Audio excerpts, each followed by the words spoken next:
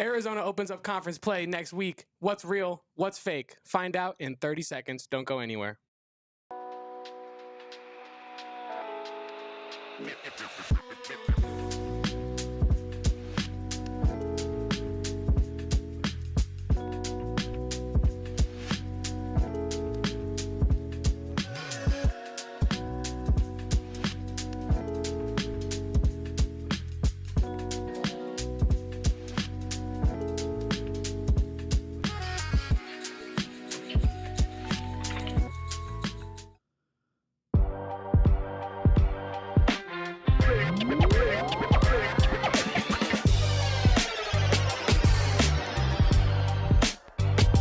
Welcome in, guys, to another edition of the AZ Wildcats Podcast. I'm your host, Damon Fairall, brought to you by our friends here just at PHNX, all the great people here. And, of course, I'm joined, as always, by my guy, Kevin Thomas, sitting there behind the Mac, pressing some buttons.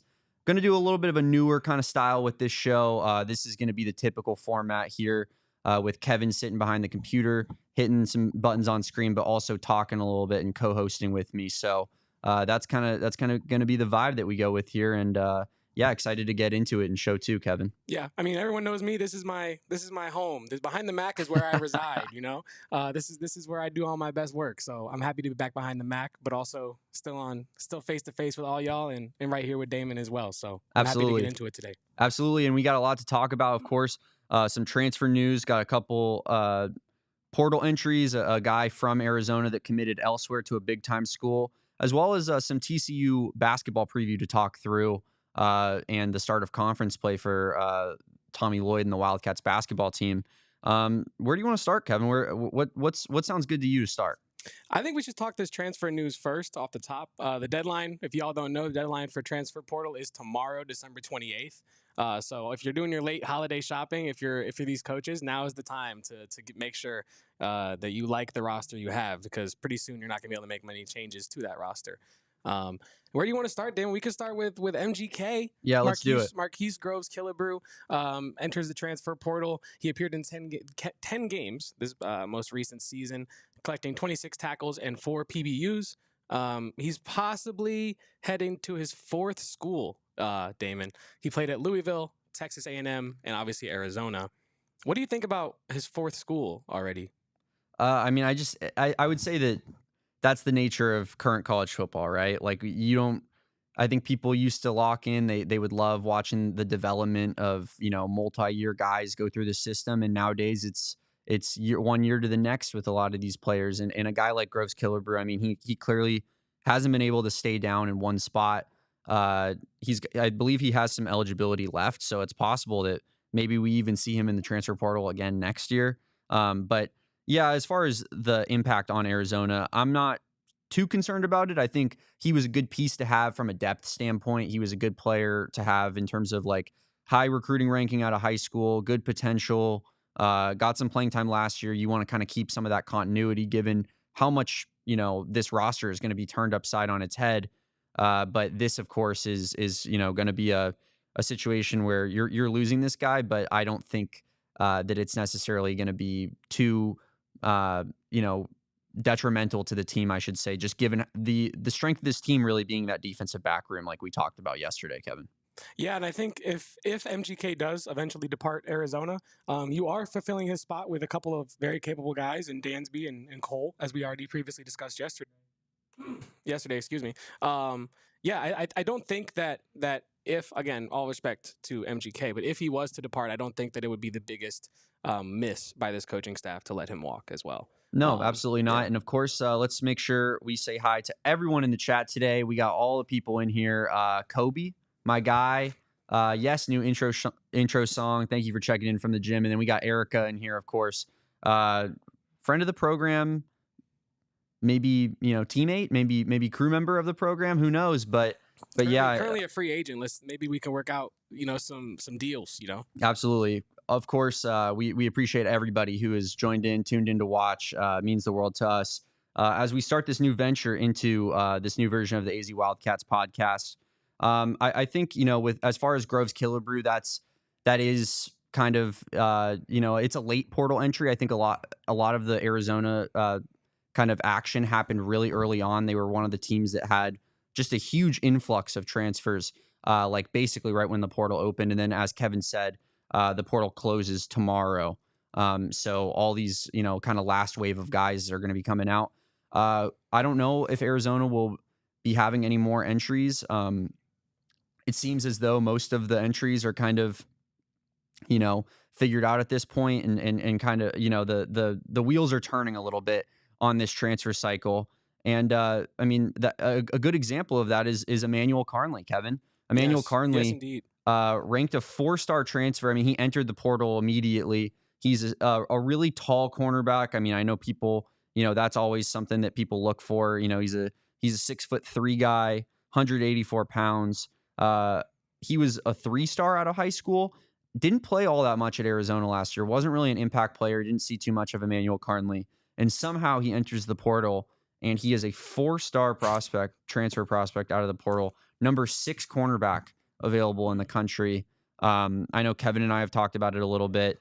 Doesn't really make a whole lot of sense to us. Obviously wish Carnley the best. Not like we're rooting against him or anything, but a guy like that who didn't contribute on a bad Arizona team, upping his rating from his recruiting ranking from his high school to his transfer rating when he didn't play all that much, didn't impact the field at the college level, and then being pursued by Miami, Ole Miss, and Michigan. Kevin, do you what do you see with Emmanuel Carnley? Do you think that was him not playing as much last year? Do you think that's a miss with this last staff? Like, do you think Brent Brennan and Dwayne Aquina and the defensive coaches, like they should have been playing him more, and that's why these big time programs are getting involved in him and are intrigued by him? Or do you think that this is a kind of a situation where maybe a guy is just kind of getting an inflated rating? I think it's certainly possible. I think we're seeing it with Wendell Moy as well. Mm-hmm. A player that national coaches clearly think this kid can play at a high level. What happened at Arizona? Is that the same story with Emmanuel Carnley? I think time might tell. But if you look at the schools that were interested in him, he committed to Miami, but he chose Miami over schools like Ole Miss and Michigan. So the coaches and the programs that were interested in Emmanuel Carnley this transfer portal cycle clearly think that there is a player of high talent and quality in there. And so I do think it's a possibility that the coaching staff misutilized him. He would not be the only one that was misutilized last season. Add him to the list of Moy and Burnett as well. Yeah, of guys that are finding a new team with hopefully a team that will utilize them better. We know Carnley has talent, like you said, clearly nationally rated highly. But yeah, it does seem like a case where, he wasn't the perfect corner, Damon. He wasn't. He wasn't perfect. Nobody on Arizona was, but he clearly had talent. Allowed 22 catches and 4 touchdowns on 43 targets. And then against Colorado, we know that they have a high-powered offense with a lot of fast skill guys. He allowed 3 catches for 42 yards, 1 touchdown, and a pass breakup. So when you're looking at Emmanuel Carnley, I see a talented corner that probably could use a little bit of additional coaching on that side of the ball. And maybe there's a better fit for him at Miami. And also, we're not really talking about the elephant in the room, the money in all of this. Look at the schools that are recruiting him. Absolutely, Miami, Ole Miss, and Michigan, as I already spoke about. Those schools got money. Those are big programs. And so I think this could be a situation where if you're Emmanuel Carnley, you enter the transfer portal, you see what kind of value is for you out there, and you look at Arizona, what they might be offering or the position that they might be offering playtime wise, and you weigh your pros and cons. And I think he probably is in a situation where Miami was the best spot for him. Yeah, I mean, I think absolutely that does seem like the money was obviously a factor. I mean, you hate to speculate entirely, but we're talking about a guy that was, interested in, 3 of the schools that probably have the deepest pockets in all of college football. I think Lost Highway puts it here in the chat. Definitely inflated the rating based on measurables, but the guy couldn't cover, period. I'm not going to write him off for his career, but absolutely feels like a case of they're looking at a guy who had who's 6'3", was committed to Utah, went to Arizona. Like it just looks like a good addition on paper. It really does. And I don't think that it's necessarily maybe the talent that they're expecting, but we wish Emmanuel the best, and it's just another piece that this team is going to have to replace, but obviously, like we've talked about, this cornerback room is looking a little bit better than a lot of the other rooms on this team right now. Yeah, it is. And I think we're going to talk about another position on the defense here pretty soon at linebacker. But there are a lot of positions on defense that you're kind of just looking to rebuild to an extent. I know the corners, like we talked about it yesterday, is becoming a strength of the defense. The DBs are becoming a strength of the defense. But there is a new linebacker entering the Arizona locker room. I don't know if you want to talk about that now, Damon. Yeah, absolutely. I think as far as position groups like we're talking about right now, I mean, the cornerback room, you look at it and it's probably the, deepest position group that we have. The DBs, I should say, in general, the safeties as well with Dalton Johnson, Genesis Smith. The DBs we feel pretty comfortable about, right? You kind of take, a step back and you look at the defense as a whole. That defensive line group is going to need a little bit more work. So, Riley Wilson, he comes in and that's a big piece for this defensive line. I was doing some research on Riley Wilson yesterday. I see you put it here in the rundown as well, Kevin. Pro Football Focus had him ranked the number 3 edge rusher in the 2026 draft class of all FCS players. So that, includes the schools, in the Big Sky, like where Montana plays in the same conference as NAU and whatnot. And, obviously not the same level of competition as FBS, but it does go to show that he is a legitimate player. He's on the radar of NFL scouts. He's an NFL prospect to some extent, and he's been a really, really productive player for Montana. Montana's had a really good football team at that level for the last few years here, one of the highest ranked teams in all of FCS. And yeah, he's been Montana's sack leader. He had 8.5 sacks. And yeah, I mean, 15 TFLs. It just seems like Riley Wilson seems like a player that's going to step in and probably play a lot right away for this team. I totally agree. I think the first thing that jumped off the screen when I was watching his highlights was he's an athlete, and I think his pursuit when he's pursuing the ball, putting what is it saying? Putting hats to the ball. Hats on. Yeah, hats on hats, whatever it is. Yeah, hats on helmets. He's that personified. He is just, whistle blows, chasing down the ball. Wherever it's at, he's chasing it down. He's an athlete. He originally played at Hawaii. And now this is the interesting thing. When he went to Hawaii, Damon, he was a tight end. I did see that. He was a tight end at Hawaii. That's an interesting. And then I believe he switched to defense at Hawaii. He did. Yeah, he played 1 year at tight end. I think he caught 1 pass, and then they played him on special teams the following year. Where he eventually switched over to linebacker. I'm assuming they saw that pursuit that I saw and was like, no, get him on the D-line, chasing quarterbacks and running backs all day. He made 2 starts this most recent year, played in 13 of 15 games. He was, like you said, 5th in the Big Sky in sacks. He was 2nd in the Big Sky in total tackles for loss. It seems like we're getting a dog. I was watching a little local news segment on him from Montana this morning, and he just seems like a heady football player who is team first, which is an important thing, and he knows the goal, which is see ball, hit ball as fast as possible. And I think Arizona needs more dogs like that on the defensive line next season, just causing chaos back there, which is half the battle on the defensive line. So. Absolutely, and I think you make a good point. Like, he just looks like a defensive end, right? Like, you look at him, you look at pictures of him. All the pictures are him post-sack, screaming, getting fired up out, like on his celebration. Yes. That's not a tight end guy, Kevin. That is a defensive end through and through. Yeah. Dude needs his spotlight on him after he gets his big moment, and hopefully we see a lot of that over at Arizona Stadium. Also, we put that spotlight on his one leg sleeve as well. He rocks a singular leg sleeve. You're big on this. I'm huge on it. I think it's going to be his signature iconic look. I think Riley Wilson's going to come out in Arizona Stadium with the single leg sleeve, and then everybody in the Big 12 is going to be doing the single leg sleeve. It just looks too good. I don't know. I know it's a random thing, but it looks really good. It's like an arm sleeve. It just looks good. Yeah, I mean, I rock with it. I'm with it. And Riley Wilson, I think it's a pretty big, decent pickup for this team. I mean, let's look at the teams that he committed to Arizona over. You got schools like Houston, Memphis, Boise State, who I don't know if you ever heard of it, but they happen to be in the playoff in the Fiesta Bowl. Which we'll talk about a little bit later. What? But yeah, I mean, I think when you're getting a guy to commit to your school over, a Boise State who, while they're in a smaller conference and maybe don't have as deep of pockets as an Arizona does, they're certainly a better football team and have put, more consistent product on the field year in and year out over the last, decade or so. So I think that is a big time pickup for this squad. And this is the type of player that, Arizona needs a lot more of if we want to see ourselves maybe potentially have a shot at a bowl game next year. But so far in the transfer portal, I think Brent Brennan and co have done a decent job And they've really gotten a couple FCS guys, and I think that that's really going to be the crux of this transfer class. Are those guys going to be able to step up at this level? Are those guys going to be able to play Arizona caliber football to get to that 6-win threshold and above? Yeah, I agree. And I think an important point here when we're talking about, I know a lot of fans out there, they don't like the idea of bringing in mid-major guys or guys from lower level programs. Mm-hmm. Look at the year we had last year, right? We did not have a good year. Arizona did not have a good year last year, right?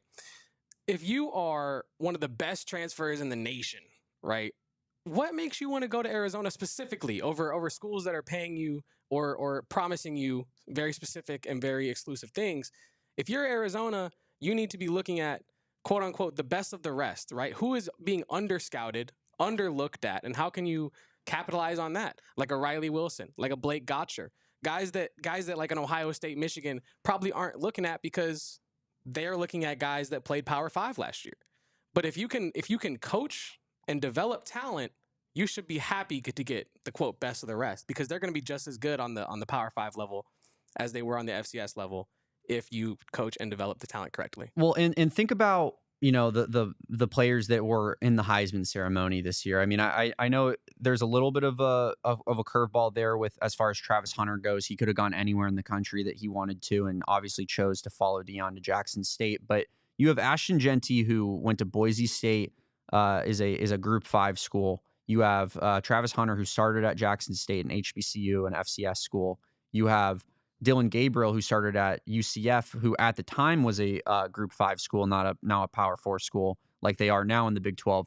And then you also have, forgetting who was the last guy there.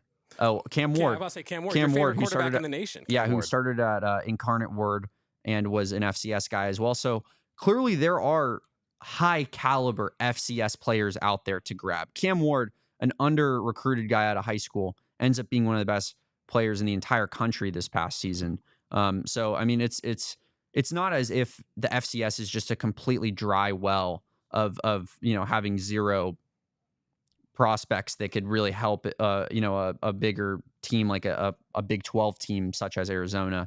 But yeah, that's kind of where we're at with the current portal activity. You know, we caught you guys all up yesterday, as well as kind of gave you a rundown of what happened from our last show to now. But there was one more move that happened, Kevin. Yes. And that, of course, is quarterback Braden Locke, who could potentially fill a massive need on this team. One that, you know, I think people are talking about to an extent, but maybe aren't talking about enough, right? Because Noah Fafita is an undersized quarterback. I mean, I don't think that his size necessarily, like, I don't see it jumping off the screen at me, I guess, at least on a consistent basis. I think that he generally plays above that size level, but you do have that concern in the back of your head. He is pretty small. What if he gets hurt? Well, last year, if he got hurt, you know, there was essentially nobody to play. There was not a single quarterback on this roster that was good enough to spell Noah Fafita in significant periods of time. This year, we have just gotten Braden Locke from Wisconsin. He's a sophomore last year, had 2,000 passing yards, 13 touchdowns, 10 picks. I mean, obviously not the greatest quarterback in the world. You know, that's not, those stats don't jump off the screen at you, but it's a guy who's played legit snaps in a legit conference and has experience. And that's more than can be said about any other backup quarterback on this roster. Sorry. Yeah, no, I totally agree. And I think that honestly, this is you need a backup quarterback for Noah Fafita, right? You need the support there. And I saw this point on Twitter as well. You need other brains in that quarterback room just to bounce ideas off of, right? We saw the importance of a Jaden Delora for a Noah Fafita, as funny as that might sound. But we the leadership that JDL was able to provide for that Arizona team that year, I think was an intangible that turned out to be important.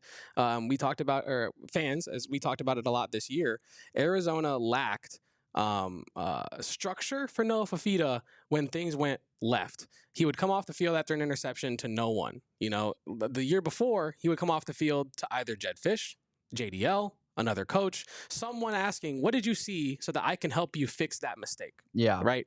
It kind of felt like Noah Fafita trying to DIY his way through his own mistakes. It was backyard football. Yes, 1,000%. And so I think you get a Braden Locke from Texas to Tucson, people. Interesting. Let's talk about it. But yeah, he comes in. This is a fun fact about Braden Locke. His younger brother is also a quarterback prospect, class of 2025, 6'4". He was committed to Wisconsin as well. And as of this news, he has reopened his recruitment. So that is a little random tidbit, maybe to remember for later. Interesting. Yeah, that's super interesting, and of course, seems like something that really keep your eye on in the future. But you mentioned something that I think bears a little bit more noting. It's that Texas to Tucson pipeline that we got going on. People are talking about it, Kevin. Yeah, I think people are talking. The streets are starting to murmur a little bit. Yeah, Texas to Tucson, kind of a big deal. I mean, if you watch McHale Madness, the streets are always talking. But this time, the streets seem to be talking about taking flights from Texas to Tucson. That's just what I'm hearing. It's kind of becoming the new thing. Yeah, I think it's the new thing. There's some other thing out there I heard, another different pipeline, but we don't acknowledge that one because this is the one that matters, right? Like, I don't know. I'm with you, brother. I'm with you. Yeah. I just, I think this whole Texas thing, I mean, it obviously is important to recruit Texas, especially being in the Big 12. That's where your footprint is. Arizona kind of took a step back recruiting Texas after Kevin Sumlin left. I think, Chuck Cecil has some ties into Texas, and he was still recruiting there with Jed Fish. But for the most part, the staff was focusing heavily on California players, heavily on Arizona players, and then mixing in some guys from like the Pacific Northwest as well, and a couple Texas guys. But now it feels like this staff is really, really coming after your Texas recruits here as they join into this new conference. And that's honestly, I think, a bit of a shock, right? Because Brent Brennan, he's been a California guy his whole career. That's been his bread and butter. And then he comes into Arizona and he immediately realizes the need to recruit Texas.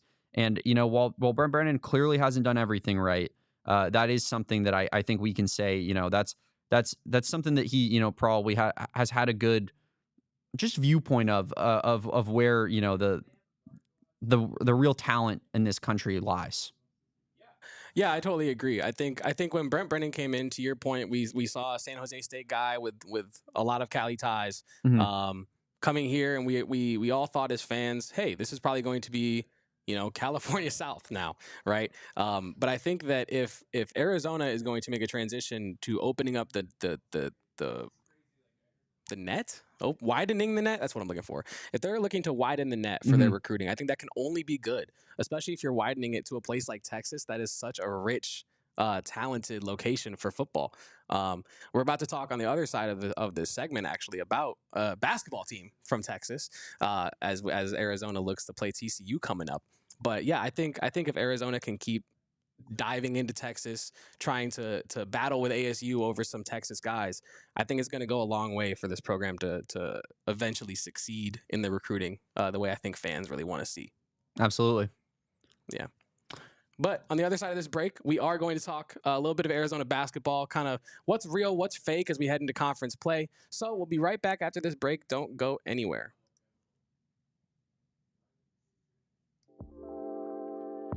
We have flipped here for this ad break. Big news. Huge news for this ad break.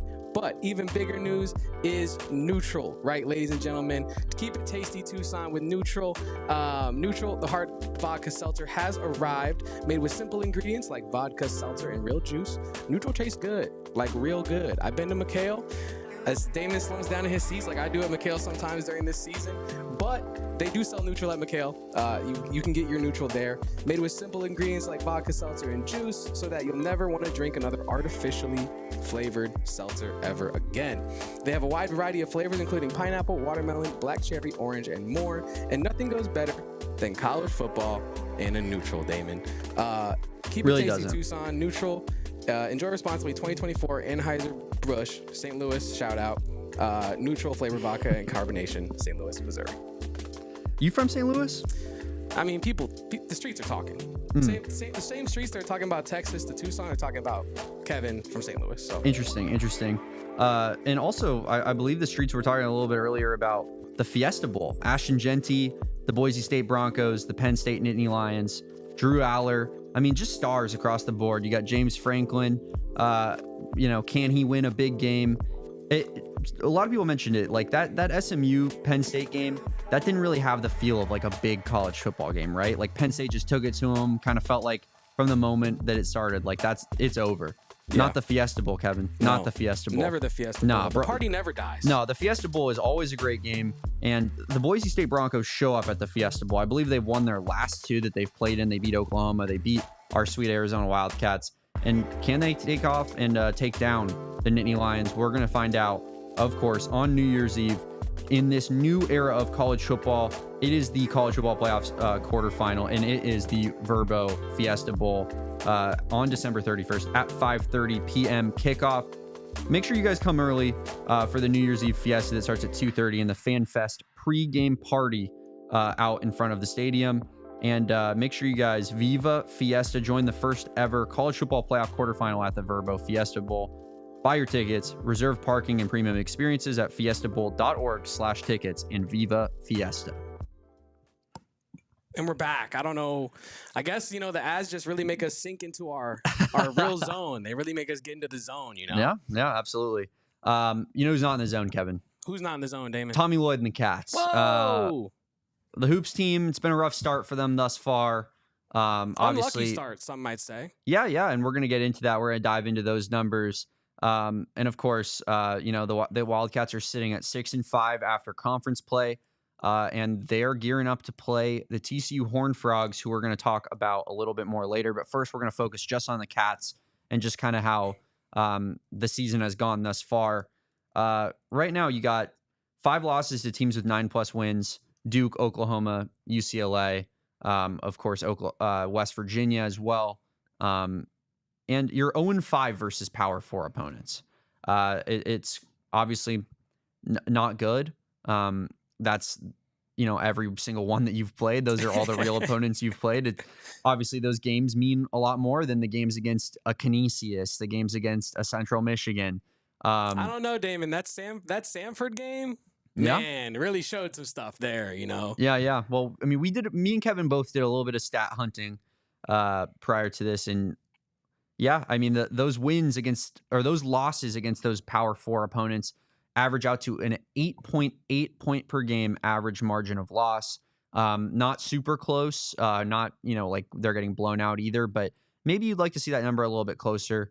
It is a tiny bit skewed because they have a 7-point loss in overtime involved in there. I believe to West Virginia, right? Was that the overtime loss, or was it Oklahoma? It was one of those. Yeah, I think the overtime loss was to Oklahoma. Let me double check. One of those Bahamas games, and so that skews it slightly. But here's a real kicker. They're 6-0 versus non-Power 4 opponents, with the average margin of victory being 40.167 points per game. 40 point per game margin of victory for this team's 6 wins on the year. Kevin, what is that like? What do you think when you hear that? Oh, I mean, we were talking about it a little bit pre-show. We beat up on teams that we need to beat up on. And then the teams that can run with us, so to speak, can actually play with us, belong out there with a team like Arizona. We kind of struggle, and we kind of let them dictate the pace. I think we were talking about TCU, and we're going to talk about them next segment as well. But one thing about TCU is they can defend, and teams that can defend, what do they want to do? Slow you down. And what does Arizona not want to have happen to it? They don't want to get slowed down. They want to be picking pockets, running in transition. That's how Arizona basketball under Tommy Lloyd is meant to be played. And we haven't really seen that for long stretches this season against teams that are going to be relevant in March or in the spring in general. And so, yeah, when I look at our 6-5 record overall, it's very disappointing. Do not get me wrong. But I also think it's a little bit misleading as well. I think Arizona is a better team than we're giving it credit for. I saw this last night on Twitter from College Basketball Analytics. It's an offensive rating versus defensive rating scale. And as you'll see in the top right quadrant is Arizona kind of in that middle mix. But we're high on the offensive rating, high on the defensive rating, and something is just going wrong in between the lines to where this team is performing well on paper, and then all of a sudden, when the chips are down and things matter the most, that kind of fades away. What do you make of that, Damon? Personally, I think I think that whenever this team comes up against a real half-court defense, that's where they struggle. When they're playing teams like Canisius, It's like Davidson. They can just out-athletic them. You got a guy like Trey Townsend who has shown that he's clearly too good for that level. I mean, he showed it at Oakland last year. Like those players aren't going to, they're not going to be able to contain him. But then when he goes up against a Duke, when he goes up against Oklahoma, West Virginia, all of a sudden, Trey Townsend looks like a little bit of a shell of himself. I think that's where the crux of this issue lies. When teams put them in the half court late in games, they can't find a score. Why is that? I don't know. But I think that goes into what you're saying there, Kevin, where the offensive rating, the defensive rating, they're both positive. They're both good. I have here, offensive rating. This is according to Ken Pom, who, of course, been defamed a little bit. I was talking to Kevin a little bit beforehand, but my reasoning for still using them and trusting them is I feel like after all the stuff got outed about Ken Pom and the corruption around it, they got the microscope on them. So, this is really when they're going to be giving out the most accurate information. But they have Arizona from an offensive rating standpoint at 33rd in the country, defensive rating standpoint, 21st in the country. Both extremely good, both up there, where you'd want to see this team out of 364 total teams. But yeah, I mean, this is just a situation where it seems like these guys can't find a bucket when they need one. They can't get that big stop. Every single little thing that could have gone wrong throughout this entire season has gone wrong. And that's where you find yourself in stats like this. Luck factor, according to Ken Pom, 364 teams, as I said, total in Division I college basketball. The Arizona Wildcats are 362nd in luck. Lost Highway puts it here in the chat. We were just going to get to it a little bit later. But yeah, U of A does have an outlier bad luck rating on Ken Pom. Third to worst in the entire country. Got to think that will sort itself out a little bit. Yeah, I think so. And when you read me that stat pre-show, it kind of blew my mind because it makes sense, though. It does, because when you're watching the games, you're like, okay, this is a good basketball team. Like, we're not bad. Like, Arizona is not bad. But the problem... Good players. Yeah, the Arizona basketball this year has solid talent. It's about making that talent a team, right? And making that team play like a team for a long period of time consistently, over a long period of time, like I just said. But when I've been watching these games, I'm like, these are all winnable. Like, all 5 of those losses are winnable games. And so...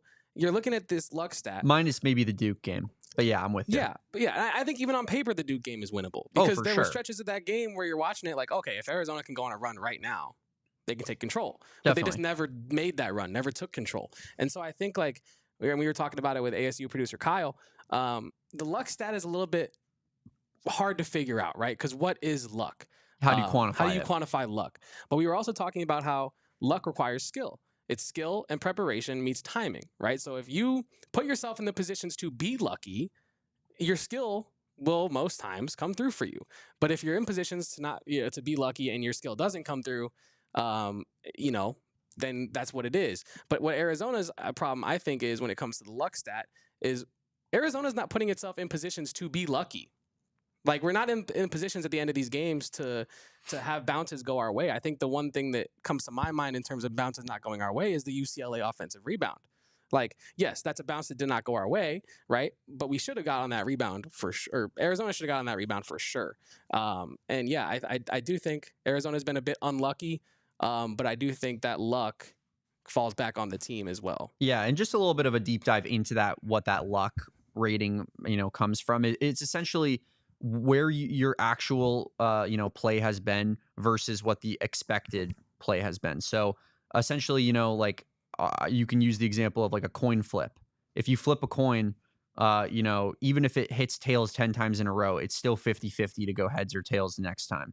And essentially, Arizona keeps flicking 50-50 coin flips, and it keeps hitting on tails every time when we keep calling heads. That's kind of the way that I would kind of put a story to it and explain it, but it's just unbelievable at this point. The first bucket that they hit in a big situation this year will be literally the first one. Like, we're still waiting on it. They have not hit one big bucket all year. Caleb Love 3 to force overtime. Don't care.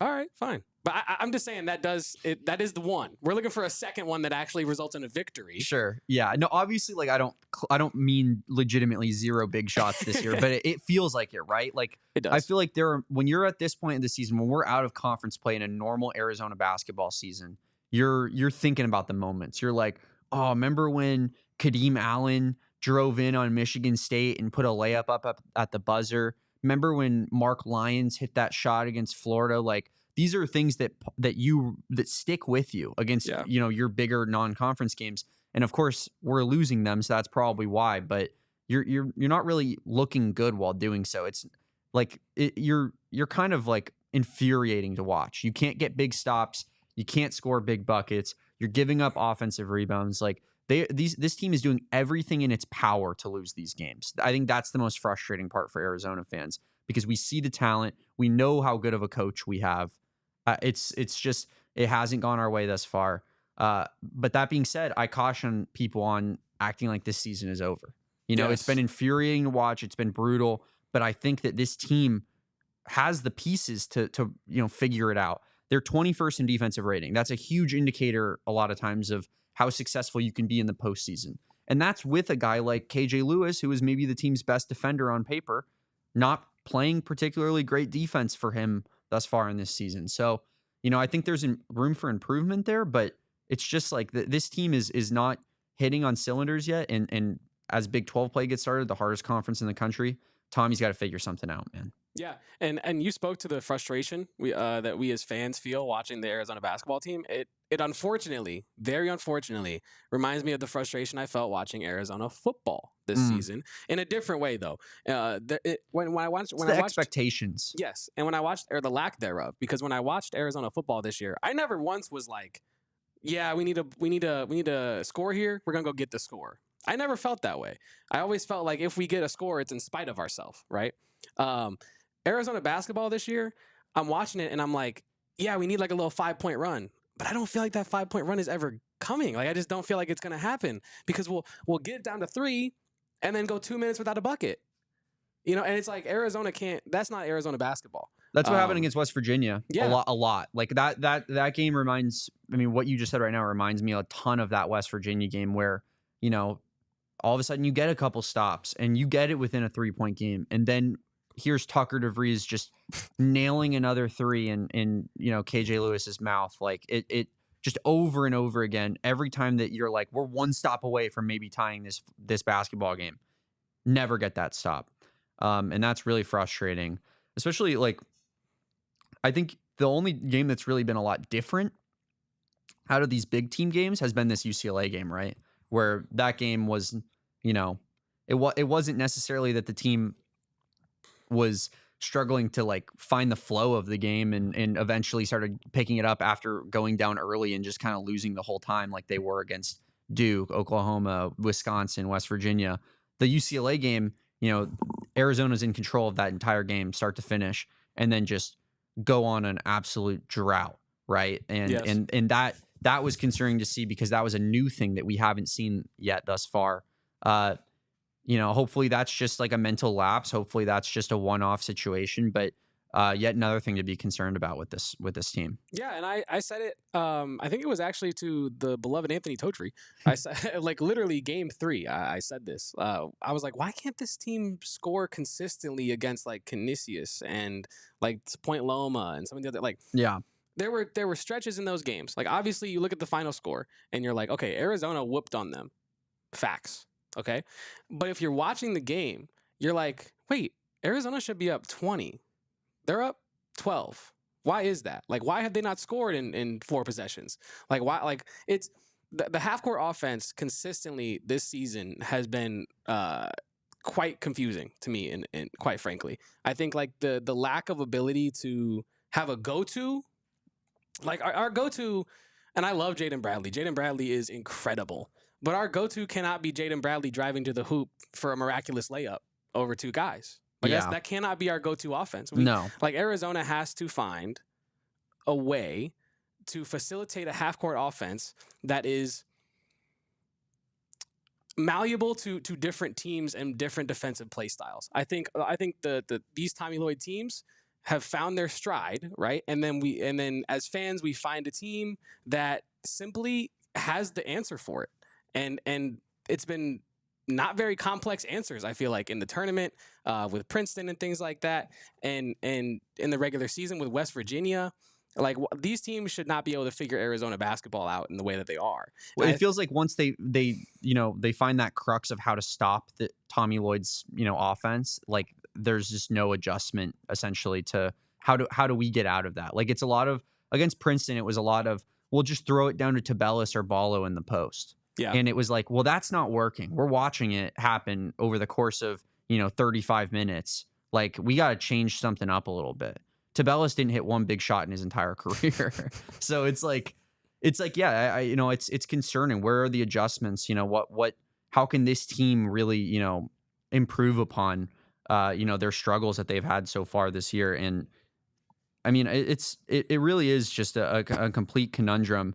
I mean, Lost Highway says it in the chat. Yeah. He's watching some replays they're watching some replays from 2 years ago, and the ball moved a lot more. And this is something that I've thought as well watching the game. I've had the similar thought as Lost Highway of like, this isn't Arizona offense. This is slow. This is in the mud. Like, why is it taking so long to get into sets?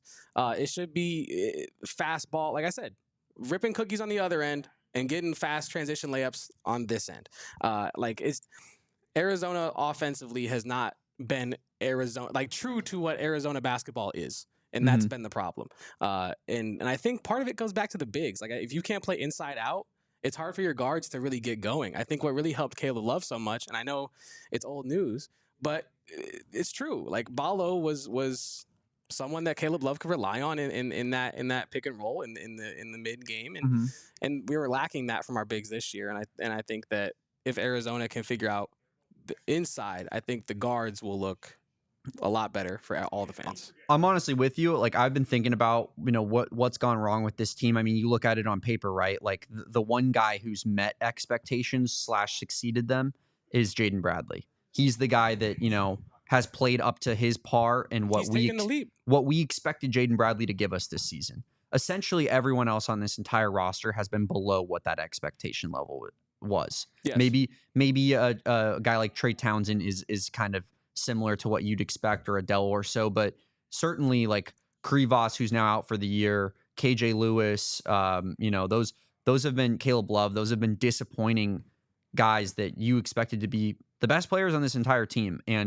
But the main problem with this roster is the big man group, right? Like that front court has just not given you anything this year. Krivas was not good when he played. Obviously, he's now got that foot injury. He might be done for the year. You got Henry Visar coming in, after a redshirt season last year. He's shown some toughness. He hasn't exactly shown offensive ability, I think, at this point.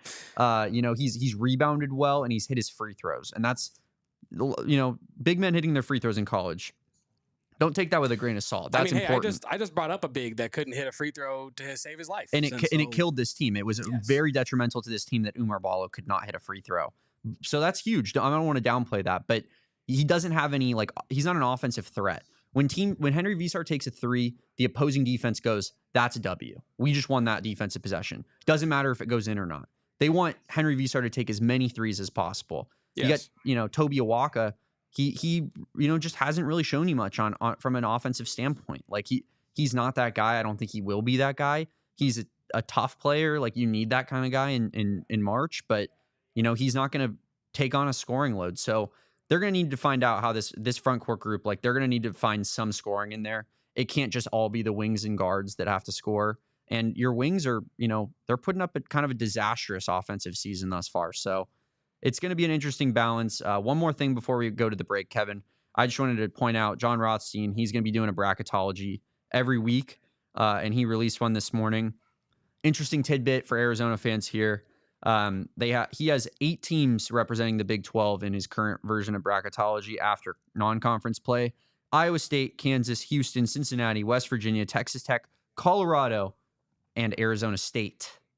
Arizona State, Kevin, not Arizona. I think there's a team missing. Like, where is Arizona at? Well, they've been horrible. And that's crazy, though. Just to make matters worse and rub salt in the wound a little bit more, right now he has NAU as the automatic qualifier in the Big Sky Conference. So right now in John Rothstein's bracketology, you got ASU and NAU in the bracket 68 team field, and Arizona out of it. Got some ground to make up, Kevin. Technically, you can make the argument that John Rothstein is saying that Arizona is the third best basketball team in the entire state. Yeah. I mean, I'm sure maybe fourth. I don't know. Was GCU on there? Let me check. Oh my gosh, I forgot about GCU. But yeah, no, I mean, it's tough. But I think fourth. when you GCU also on there. Oh my goodness. Yeah, that's really tough. That's really bad, actually. Oh no. But yeah, no, I think when Arizona is starting the season at 6-5, like we've been previously talking about, with losses that have looked the way the losses have, I think if you are doing bracketology, there's no reason for you to really, if you're, like I said, if you're not watching every second of Arizona basketball, and if you're not intimately involved in the team and care about the team, you might look at Arizona and be like, they have no chance to get back into this, to right the ship. But I think that when you look at this team, they are talented. They are really well coached. Tommy Lloyd, the people that want to get Tommy Lloyd out of here, for who? Crazy. For who? Like, genuinely, for who? Like, who would you rather have manning the ship than Tommy Lloyd? There's like maybe two guys in the world. No, but you better have a name, right? Like if you're going to fire Tommy Lloyd, you need to be like, well, we're going to upgrade clearly with this guy. That guy's not out there. Yeah, it's Tommy not Lloyd would be hired by a new, job in a week. Like it's that simple. And yeah, it's obviously been disappointing. Hasn't been a good year for Tommy thus far, but he can turn the ship back around. Like, anyone calling for his head is crazy. Yes, and if there's a guy that I trust to turn it around, it is Tommy Lloyd, because of the acumen he has shown in his first 3 years. Those people crazy, but his bracketology, I unfortunately have to say that it makes sense at this time. Yep, we're going to talk about TCU a little bit more and dive deep into the Horned Frogs right after this break.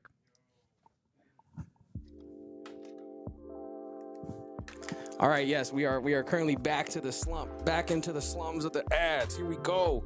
But if you do want to slump down on a couch and relax, check out Colt Cannabis, my folks.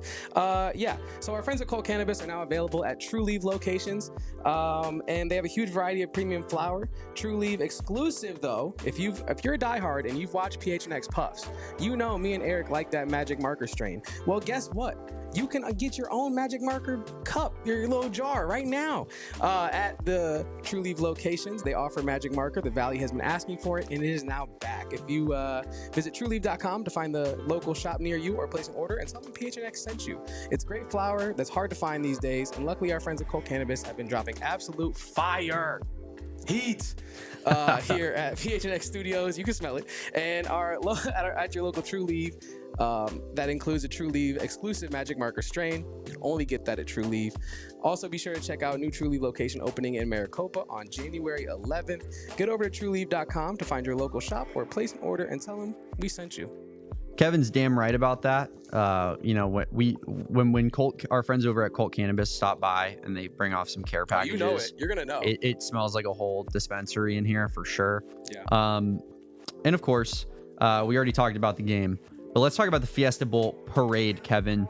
It's a new era in the Valley of the Sun, and as we merge tradition and history with innovation, pageantry, and fun in the 53rd annual Verbo Fiesta Bowl parade presented by Lerner and Rowe. The Fiesta Bowl parade is a staple in the Valley. It's been going on, like they said, for 53 years, which is just absolutely insane. Jeez. Free to the public. Bring your family. Good for little kids to go, and it's just going to be like your quintessential parade. How could you not love it? Everyone talks about the Rose Bowl parade. I'm done with the Rose Bowl parade. It's all about that Overrated. Fiesta Bowl parade. Yeah. It's all about the state of Arizona. This is our bowl game. This is our parade. We love it so much. On December 28th, all the colorful floats, balloons, community groups, and marching bands will march through Central Phoenix. And of course, there will be a grand marshal as well, special guest. Join us in person on Saturday, December 28th at 10 a.m. or watch it all happen on AZ Family 3 TV. For the parade route and more information, check fiestabowl.org/parade. Hey, we're back. Rise. Hey, rise up. Rise up, Wildcats! We are back, and we're talking a little bit of TCU, Damon. Yeah, let's do it. TCU preview. We all know I've been doing it on my Twitter. X amount of sleeps until Arizona comes back. It feels like a year since Arizona basketball has played an actual game. Damon, TCU. If you look at them right here, what are you thinking? You see the ratings for points per game. They're not gonna score with the best of them, but we know what they are gonna do. They're gonna lock you up. Look at that defensive rating, 18th best in the nation. What are your first impressions of the Horned Frogs? Yeah, I mean, I think that this is a pretty telling graphic, right? This is how Jamie Dixon and the Horned Frogs like to play basketball. This is their DNA of their team. Similarly to like a Tommy team where it's like the DNA is run up and down the floor, shoot a ton of shots, be kind of high flying, flashy. Jamie Dixon wants to just lock you in and just, get a bunch of dogs on defense and grind out games. And I think that's kind of a microcosm of what this Big 12 conference is going to be, right? Like TCU might be like the perfect team to start this conference with in terms of they're not going to be the best caliber team. So you're not starting with a Kansas. You're not starting with a Houston. It's a little bit of a step below that, right? So you can kind of, work your way up and feel like you build some momentum as you beat potentially your first Power 4 opponent of the season. But yeah, I mean, they're going to lock down. They're going to grind it out. And that's just kind of what their MO is. Can you put those stats back up there? Yeah, of course. I'll just read them off for our audio listeners. They are 72.5 points per game, 257th in the country out of 364, 177th ranked offensive rating. But then you get into their defensive stats. Opponent points per game, 63.8. That's 29th out of 364. Defensive rating, 18th out of 364. And they've played a relatively decent schedule as well, 69th in the country. So yeah, I mean, I think this team is a good team. There really isn't a whole lot of bad teams in this conference, but this is also a game that Arizona absolutely has to win. I think, Kevin, I don't think there's any room to lose this basketball game at home. I totally agree. I unfortunately think we are in a must-win as a fan base. We're in must-win mental mode watching this game, and I hope the team is in that mode as well, because I think you put it perfectly. This is the perfect amuse-bouche. This is the perfect appetizer for the Big 12, right? Because you're getting a physical team that it doesn't care about putting up 100 points. They don't care. Mm-hmm. Arizona, we as fans care about 100 points, I think every time Arizona puts up 100, we as fans are like, that's Arizona basketball doing it again. I sleep better at night. Right, yeah. The Big 12 teams don't give a mess about none of that at all. And I think that this is going to be a nice preview for it. Now, they are missing Frankie Collins. He is probably the headliner of their big transfer Who's class. out for the season, by the way. Yes, indeed. He broke his foot 2 weeks ago. Pretty tough blow for them. Because they currently only have 3 players that are averaging over double-digit points per game, and he was the leading scorer on the team, leading assister as well, leading steal getter. Frankie Collins, Arizona fans are familiar with Frankie Collins. We played him a million times. I'll be honest, when I see Frankie Collins as the leading scorer on their team, that puts even more confidence in me that we need to win this basketball game, because Frankie Collins is straight up not that great of a scorer. He's a decent player. He's pretty well-rounded in general. But the guy doesn't shoot very well. He's not all that great from a scoring standpoint. I mean, 42% field goal percentage this season on those 11 points per game. But that's in non-conference play against a lot of weaker opponents. Not everyone plays like a Tommy Lloyd non-conference schedule like Arizona does. But to be fair, Kevin, they do have a good amount of scorers that are all in the same realm. So even putting Frankie to the side, they have 5 guys averaging over 9 points per game. So they're kind of getting it from a mixture of their team there. I think, TCU, like I said, they're a decent team, but this is just not a team you can lose against. Totally agree. I think, you look at the first-year TCU transfers, Frankie Collins out, Noah Reynolds from Green Bay, Brendan Wenzel from Wyoming, and Trezarian White from UNCW. And I think the most notable player that kind of stood off the page to me when I was previewing this was David Punch. I'm seeing some people talk about him as an NBA guy. So I think his length on defense could cause problems for guys like KJ Lewis and Tobe Awaka or guys like that on the wings and things like that. But yeah, when I look at this TCU team, if Arizona lets TCU look like they can actually score the basketball, that's a problem. Arizona should be able to lock up TCU. And now the problem is going to be, can Arizona score against TCU? Yep. I personally would love to see this be the game that Caleb Love says, I'm back. I never left. I'm Caleb Love. I'm Caleb Love. You I'm must an have All-American. forgot that I do this when it matters, when the chips are down. I do this. And I hope that we get that game as fans. And we know Jaden Bradley's going to show up. Everyone knows that. He shows up week in, week out. It doesn't matter. And yeah, I think this is going to be a really tough test, a really good first conference game test for Arizona. Who do you think is the X factor for Arizona in this game coming up, Damon? I think Caleb Love's the X factor. And I would say a mixture of Caleb Love and KJ Lewis are the X factor for every game for the rest of the season for me. Because I feel like I'm getting what I need from Jaden Bradley. I feel like I know who Trey Townsend is. I feel like I know that our bigs are not necessarily going to put up big scoring numbers, big offensive outputs.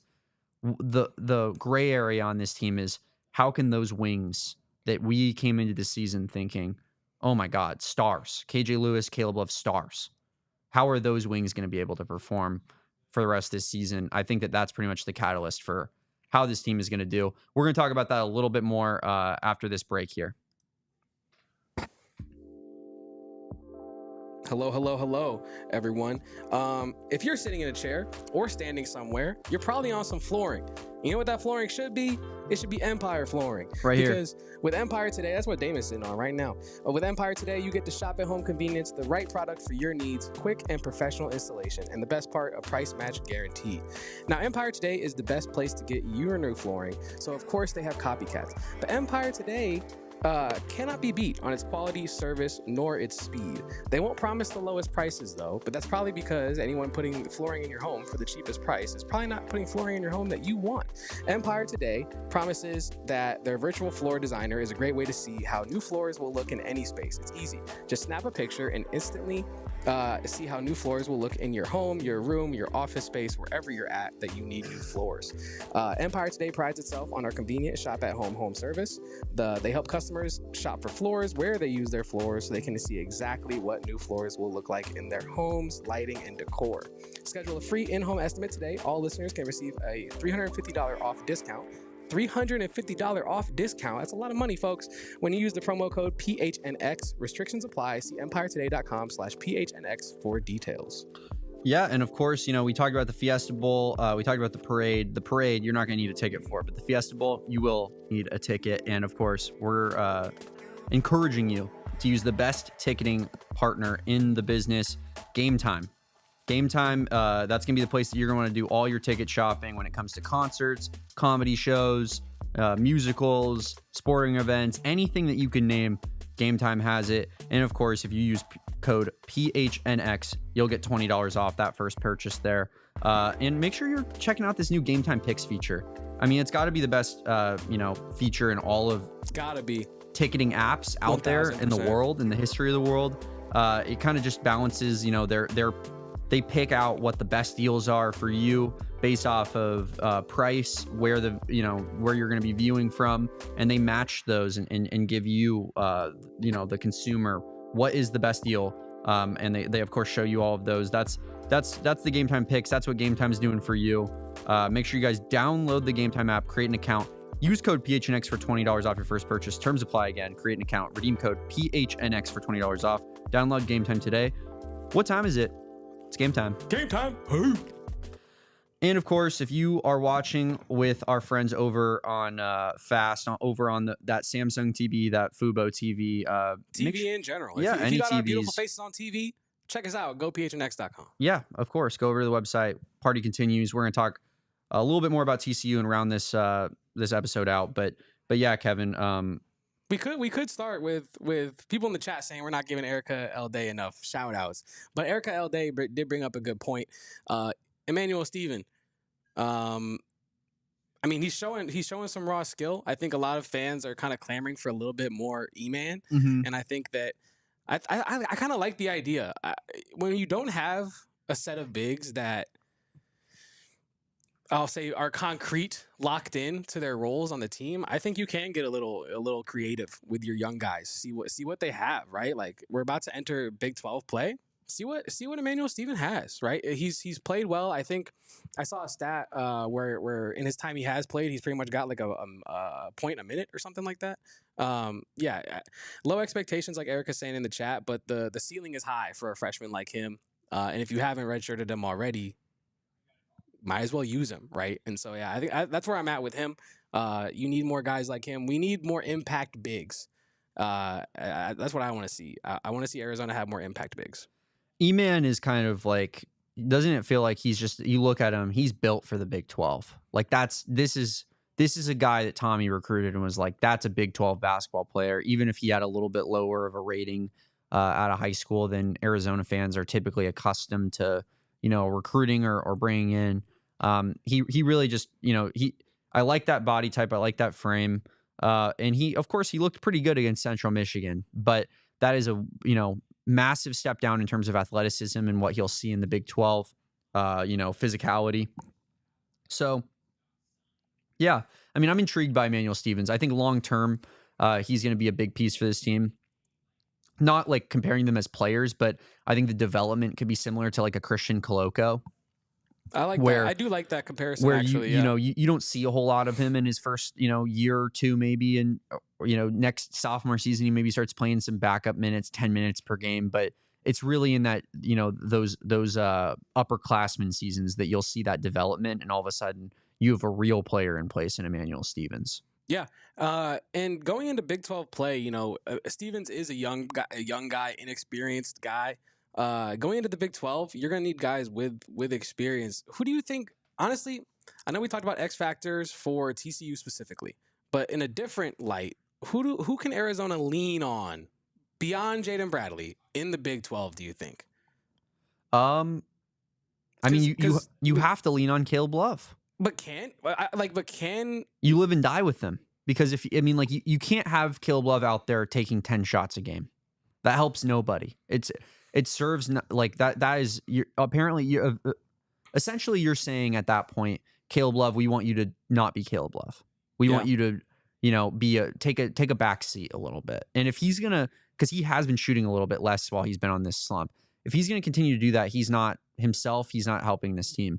I don't know if you can rely upon him. I don't think anyone right now has any confidence that you can rely upon him. That's kind of what I was getting at. Like, can you lean on Caleb Love I don't this think stage of his college career? I don't think you can right now, but I think you need to. Like, I think that's the way that this team hits its ceiling. That's the way that this team, ends up, having a good season at all things considered at the end of the day. You need the right version of Caleb Love, or else it's going to be a complete and utter disaster like it's been thus far. Yeah, and you know me, I'm a huge Caleb Love defender. I don't want it to come off like I'm not. Are you from St. Louis? Yeah.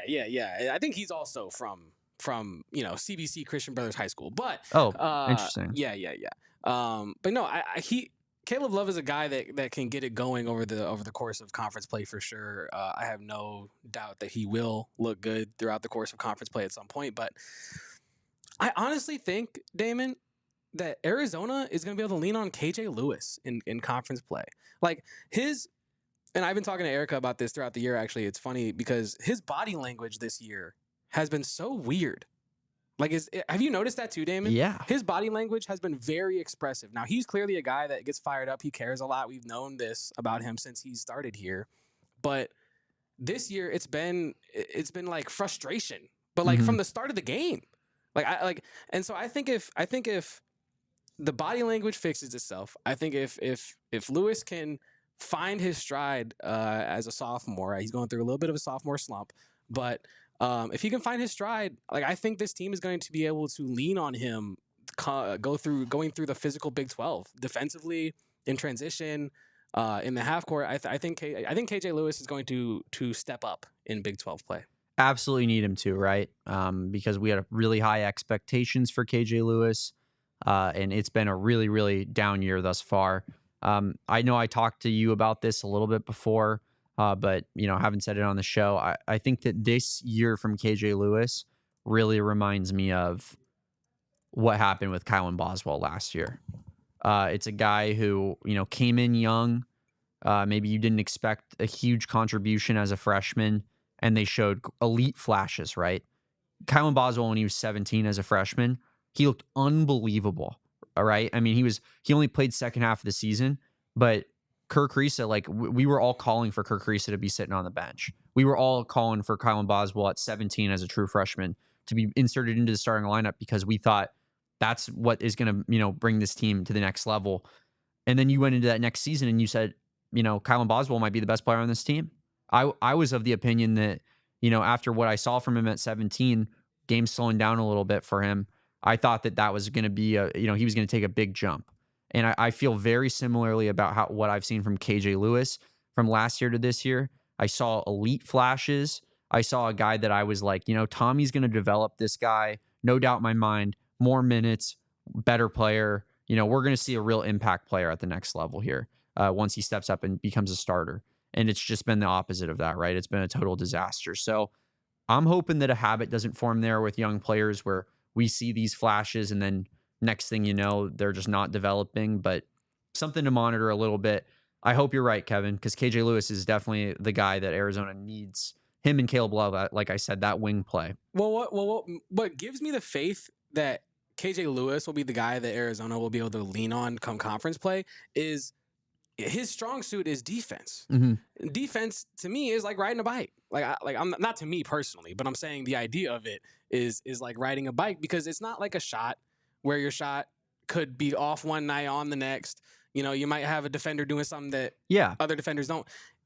KJ Lewis can defend anybody. He needs to be cutting. He needs cutting to the basket, locking in on defense, getting steals, diving for loose balls, making the right play, catching lobs. Like that's what KJ Lewis needs to do. Absolutely. Like get away from, you need to go give us, dribble it out and take this guy to the rack and put it in. We don't need 15 KJ Lewis points. No, we don't. We need all KJ Lewis to do is defend his butt off, hustle his butt off, and be the multi-tool that we know he can be. He is the multi-tool for this team. On dudes, like just put it on their head randomly, get out in transition, throw an oop to JB, do something. But I think that that's my prediction is KJ Lewis will be the guy that Arizona leans on. Erica puts in the chat here, and of course, like you said, not shouting out Erica enough. Erica's the best. Make sure you guys follow Erica at was it Erica Lee Day on Twitter? Is that right? I think so. Yeah, I think it's Erica Lea Day. Leah, I believe. But yeah, Erica puts in the chat here.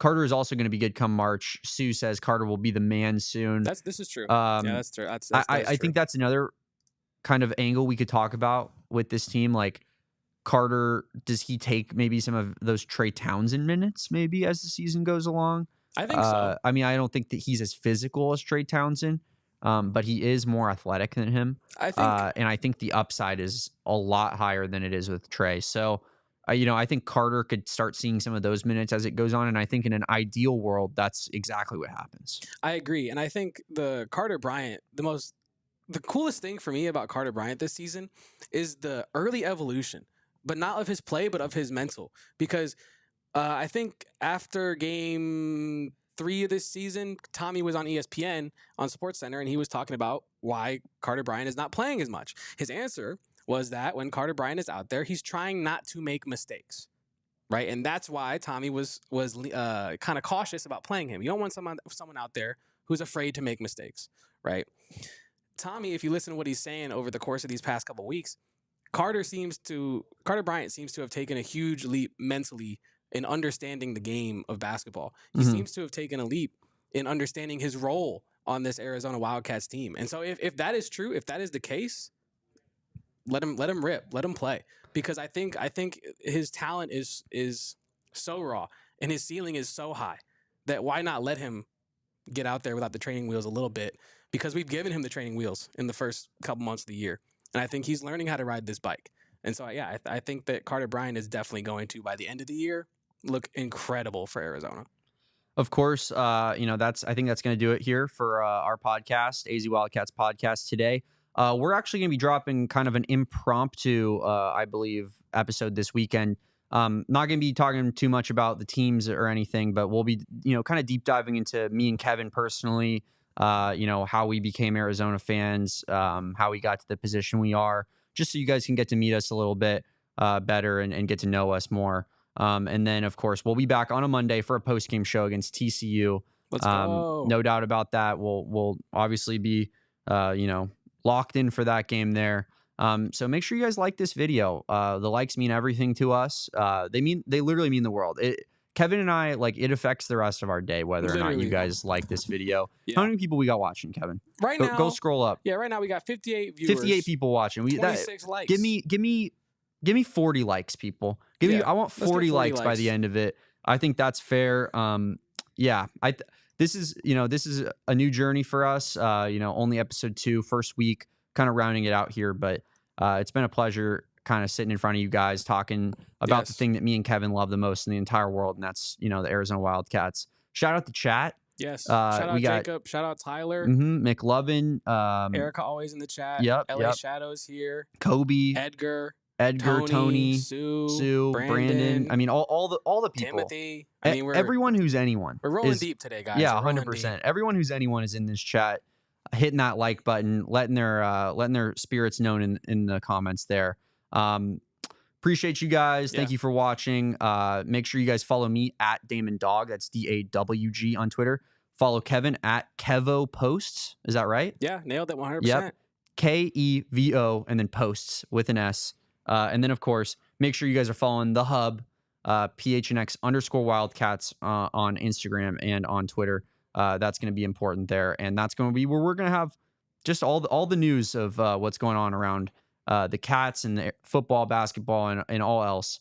But yeah, any last thoughts before we take off, Kevin? No. As always, folks, bear down, back to A, support Arizona, even when it's hard. I'm getting ready for basketball on Monday, Damon. That's all I got to say. I'm ready. Yep. Locked in for TCU. That'll do it for us now. And we'll catch you next time on the AZ Wildcats podcast. Peace. We all silly like the mayor.